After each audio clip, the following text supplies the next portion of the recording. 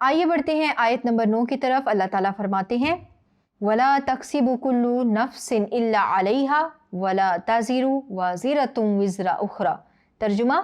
ہر شخص جو کچھ کماتا ہے اس کا ذمہ دار وہ خود ہے، کوئی بوجھ اٹھانے والا دوسرے کا بوجھ نہیں اٹھاتا۔ آئیے بچوں بڑھتے ہیں اس آیت مبارکہ کے مفہوم کی طرف۔ تو بچوں اس آیت مبارکہ میں ایک بہت اہم نقطے کی طرف نشاندہی کی جا رہی ہے۔ اللہ تعالیٰ فرماتے ہیں کہ ہر شخص جو عمل کرتا ہے اس کا وہ بدلہ پائے گا، اور کوئی شخص کسی کے گناہ کا بوجھ نہیں اٹھائے گا، کسی کی نیکیاں کسی دوسرے کو نہیں دی جائیں گی، ہر شخص اپنے اعمال کا ذمہ دار خود ہے۔ اللہ تعالیٰ نے قرآن مجید میں فرمایا ان الابرار لفی نعیم وان الفجار لفی جحیم، کہ بے شک نیک لوگ نعمتوں والی جنت میں ہوں گے اور گناہگار جہنم میں ہوں گے جہاں پر ان کو عذاب دیا جائے گا۔ تو اللہ تعالیٰ نے ایک میزان قائم کر دیا ہے اور اس کے مطابق ہر انسان کو اس کے اعمال کی جزا اور سزا ملے گی۔ ہم یہاں دنیا میں بھی دیکھتے ہیں تو عدل و انصاف کا قانون قائم نہیں کیا گیا، امیروں کو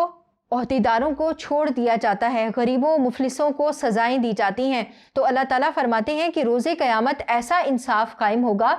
کہ جس شخص نے جو کمایا ہوگا اس کو اس کا بدلہ ملے گا، کسی کا بوجھ کسی دوسرے کے سر پر نہیں ڈالا جائے گا، ہر انسان اپنے گناہوں کا بوجھ خود اٹھائے گا اور اپنے اعمال کا خود ذمہ دار ہوگا۔ تو جیسا کہ اس آیت مبارکہ کی روشنی میں دنیا جو ہے وہ آخرت کی کھیتی ہے، یہاں پر انسان جو عمل کرے گا تو آخرت میں اس کو اس کا بدلہ دیا جائے گا۔ اگر کوئی شخص اچھے اعمال کرے گا تو ظاہر ہے کہ اس کو اس کا اچھا بدلہ دیا جائے گا، اور جو شخص فسق و فجور کے کام کرے گا، گناہ کرے گا، تو بے شک اللہ تعالیٰ اس کو عذاب دینے کا حقدار ہے اور اس کو اس کے اعمال کے برابر سزا دی جائے گی۔ تو یہاں دنیا پر تو ایسا ممکن ہے کہ کوئی شخص اپنی سزا سے بچ جائے، اپنا الزام کسی دوسرے کے سر پر تھوپ دے، لیکن آخرت میں ایسا ممکن نہیں ہوگا۔ آخرت میں اتنا اچھا انصاف قائم ہوگا کہ ہر شخص اپنے گناہوں کا ذمہ دار خود ہوگا، اپنے گناہوں کا بوجھ خود اٹھائے گا، اور کوئی کسی دوسرے کا بوجھ اٹھانے والا نہیں ہوگا۔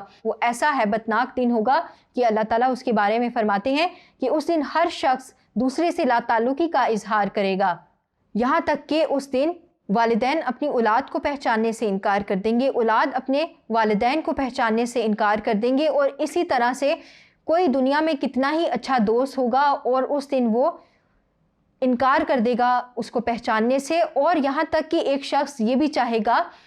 کہ اس کے تمام رشتہ دار، اس کے دوست احباب اور دنیا میں جو بھی اس کی جان پہچان کے لوگ تھے وہ ان کو فدیہ کے طور پر دے دے اور اپنی جان عذاب سے چھڑا لے۔ تو اللہ تعالیٰ نے یہاں پر اس بات کی طرف اشارہ فرمایا ہے کہ انسان دنیا میں اپنے اعمال کو درست رکھے، وہ یہاں پر جو بوئے گا آخرت میں اس نے جا کر وہ کاٹنا ہی ہے۔ تو یہ جو آخرت کا تصور اللہ تعالیٰ نے رکھا ہے، جو عدل و انصاف حساب و کتاب کا کانسیپٹ ہے، یہ انسان کو کانشیس کر دیتا ہے کہ وہ اچھے اعمال کرے اور برے اعمال سے بچا رہے۔ تو اس کے نتیجے میں، یعنی اس تصور کے نتیجے میں وہ پھر اچھے اعمال کرتا ہے اور برے اعمال سے گریز کرتا ہے۔